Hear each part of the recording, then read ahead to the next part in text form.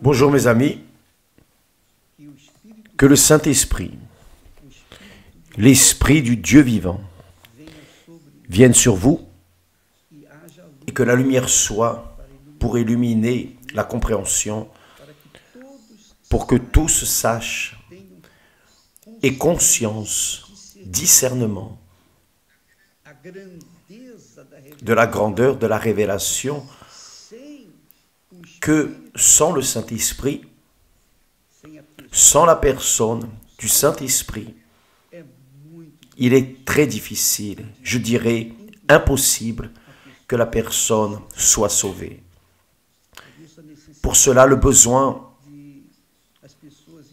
qu'ont les personnes de tout investir, toute leur vie, tout leur talent, toute leur sagesse, mettre le Seigneur Jésus-Christ à la première place dans leur vie, mais pas seulement lorsqu'elles vont à l'église. Il doit être le premier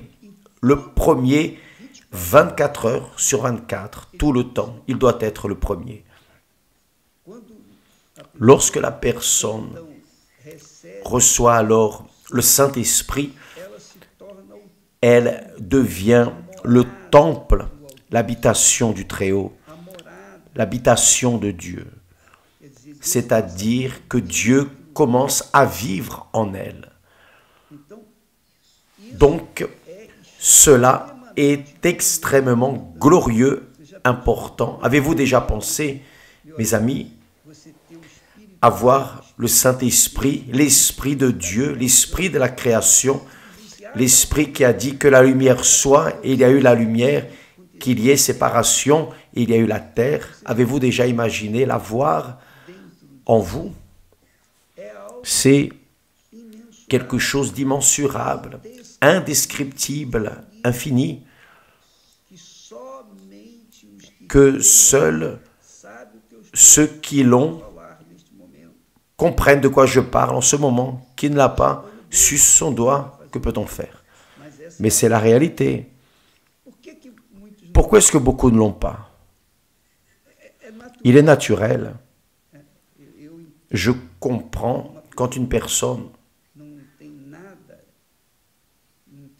n'a rien, n'a aucune information des choses de Dieu, de la parole de Dieu, elle vit dans le péché. Parce qu'elle est devenue esclave du péché. Elle est esclave du péché. Elle n'arrive pas à voir qu'elle est esclave du péché. Elle est une esclave. Pourquoi? Parce que lorsqu'elle a laissé le péché entrer dans sa vie, ou plutôt quand la personne naît, elle naît déjà dans le péché. Mais lorsqu'elle a conscience, lorsqu'elle devient adulte, mûre, alors elle sait ce qui est correct et ce qui est erroné. Tout ce qui est correct est de Dieu, est juste, correct. Tout ce qui est erroné est péché. Tout le monde sait cela, ce qui est correct et ce qui est erroné. Même les enfants savent cela.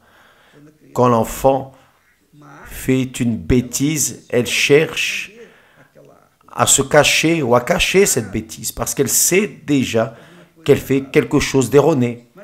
Mais nous allons traiter ici des personnes qui sont déjà rationnelles, qui utilisent déjà la raison. Donc, quand une personne pêche, lorsqu'elle commet l'erreur, quand elle commet le péché, qu'arrive-t-il? Elle ouvre la porte de sa vie, de son âme, et le péché entre. C'est l'esprit. Le péché est un esprit. Si vous ne le saviez pas, sachez-le.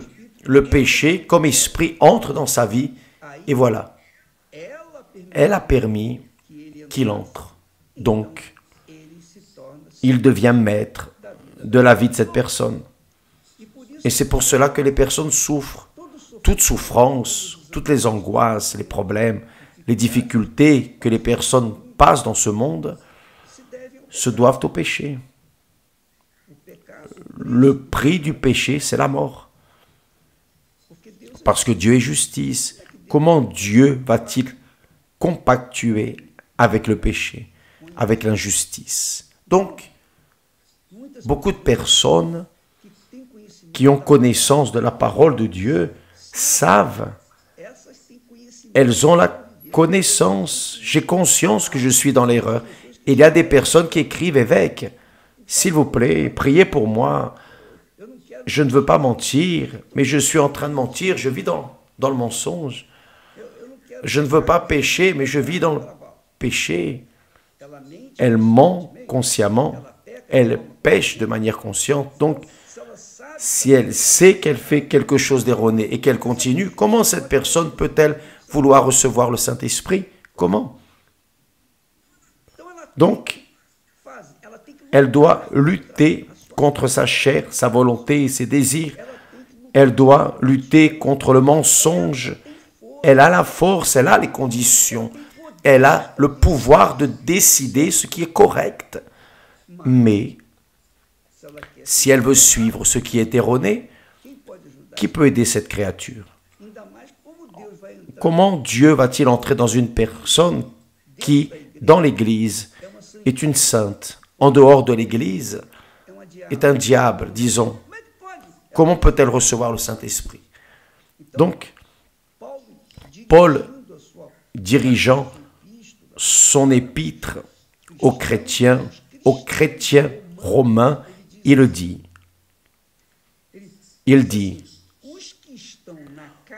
or, ceux qui vivent selon la chair ne sauraient plaire à Dieu. Ceux qui vivent selon la chair ne sauraient plaire à Dieu. Pour vous, vous ne vivez pas selon la chair.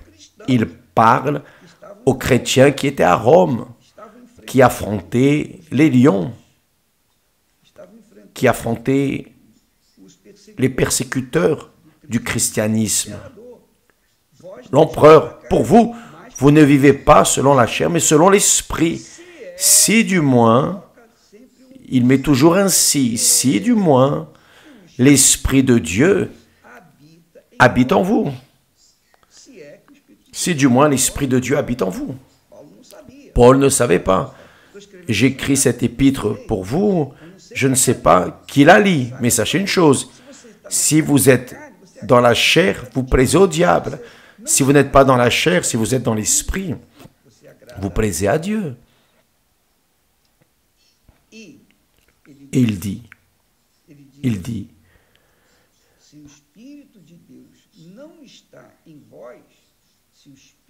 si quelqu'un n'a pas l'Esprit de Christ, il ne lui appartient pas.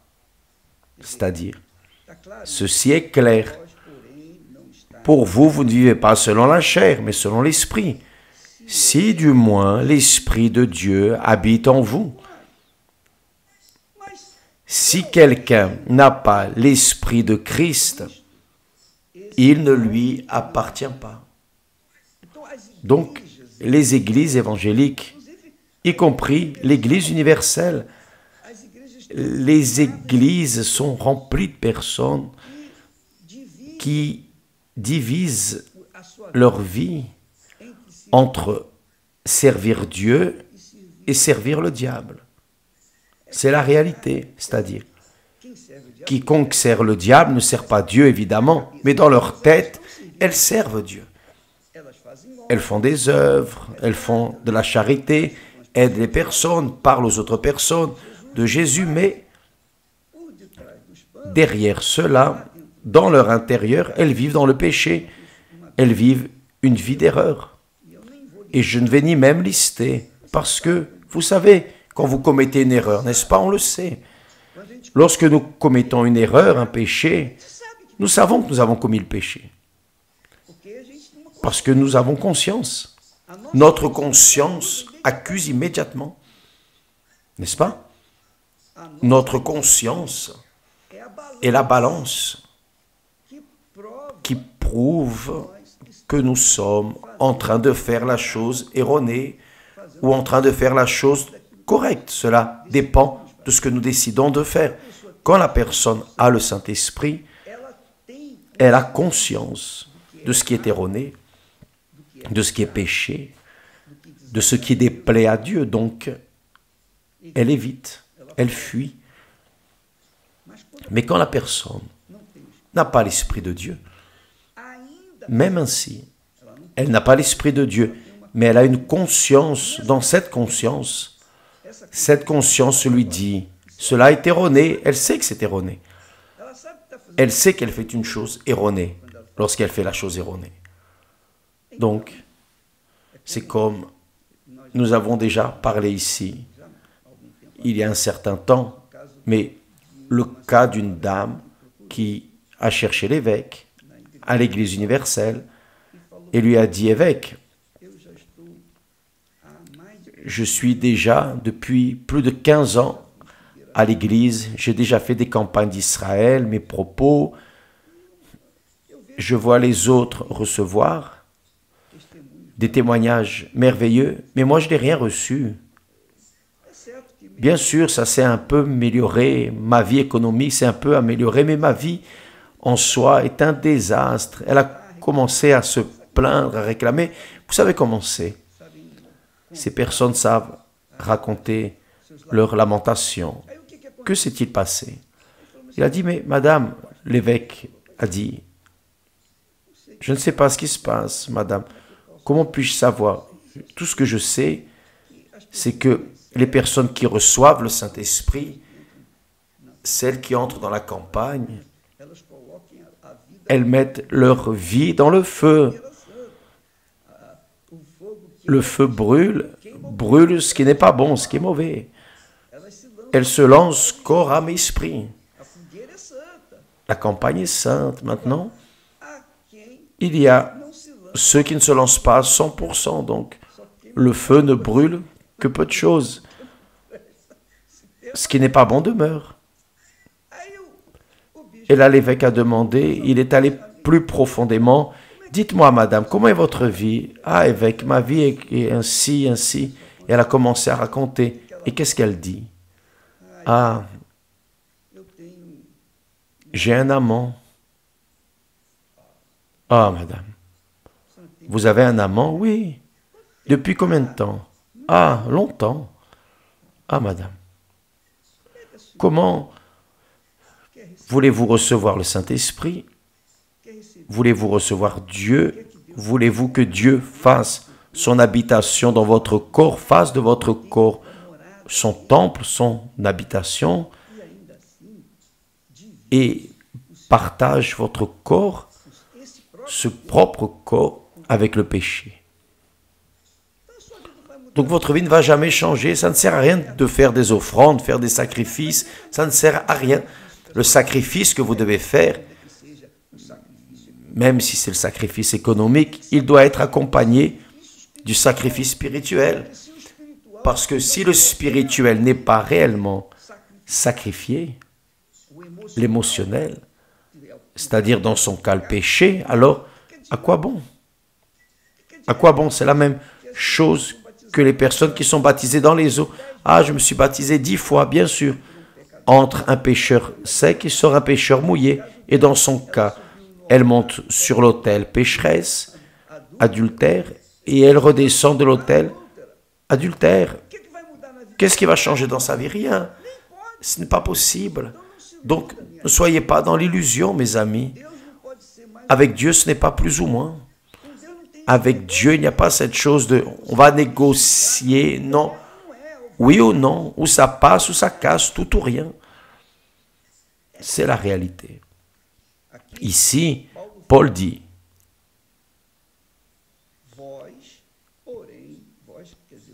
pour vous, vous les saints, vous ne vivez pas selon la chair, mais selon l'esprit. Si du moins, l'Esprit de Dieu habite en vous. Parce qu'il n'habite pas en vous, vous cessez d'être saint. Si quelqu'un n'a pas l'Esprit de Christ, il ne lui appartient pas. C'est écrit, il ne lui appartient pas. Elle n'appartient pas à Dieu, encore moins baptisée du Saint-Esprit. Elle n'est pas de Dieu. C'est très très fort. Et il est évident, cette parole est adressée aux personnes qui se disent chrétiennes. Ce n'est même pas pour les incrédules, parce que les incrédules sont déjà immergés, morts dans leur délit et péché. Mais ces personnes croyantes, ces personnes qui professent la foi en Jésus, etc., juste avec les lèvres, mais qui n'ont pas le Saint-Esprit, elles ne sont pas de Dieu. Elles n'appartiennent pas à Dieu, tout comme les autres incrédules qui sont dehors. Donc je sais que lorsque nous parlons de cette manière, beaucoup de personnes sont choquées, blessées, mais il vous suffit de lire la Bible, c'est écrit. Romains, chapitre 8, lisez le chapitre entier, vous allez voir. Il vaut mieux que vous preniez le texte entièrement. Entièrement, je cite seulement 1 ou 2 versets. Lisez. Lisez la Bible, vous allez voir. Ou avez-vous peur de lire la Bible? Avez-vous peur de connaître la vérité? Parce que vous aimez le mensonge. Qui aime le mensonge ne veut pas connaître la vérité. Vous êtes déjà tombé amoureux du mensonge pour ce qui n'est pas bon. Alors, que faire? Grâce à Dieu, qu'il y a des personnes qui, bien qu'elles soient en train de vivre dans le péché, sont plongées dans le péché, mais là, dans leur intérieur, il y a une sincérité qui dit « Oh mon Dieu, je suis dans cette vie parce que je ne sais pas quoi faire de ma vie, je suis perdu. Si le Seigneur existe, donne-moi une chance. Montre-moi un chemin. Donne-moi une direction. J'ai besoin de toi. » Quand la personne, alors, a cette posture, ce comportement, même si elle est immergée dans le péché, Dieu l'écoute et lui donne la chance.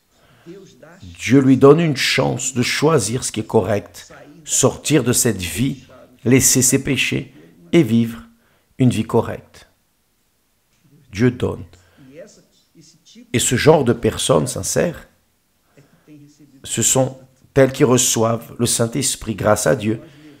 Et nous menons l'évangile pour les personnes qui ont soif, qui a soif.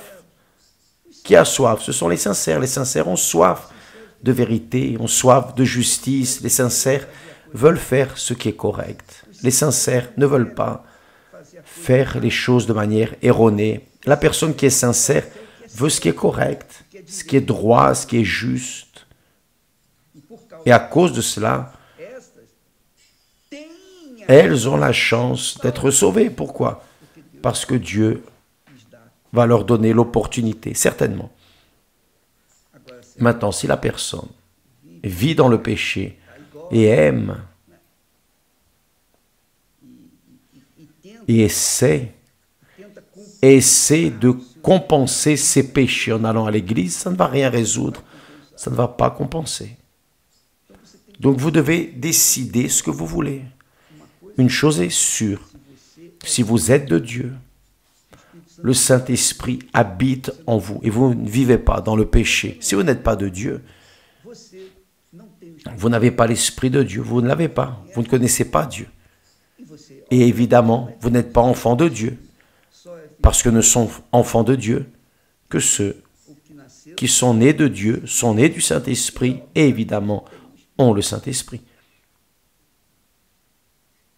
Avez-vous compris, mes chers amis? Pensez-y. Votre vie, votre âme, tout passe, ce monde passe, tout se termine, tout cesse. Vous le savez, nous le savons tous, n'est-ce pas? Tout passe, tout cesse. Il ne reste rien, tout va être brûlé.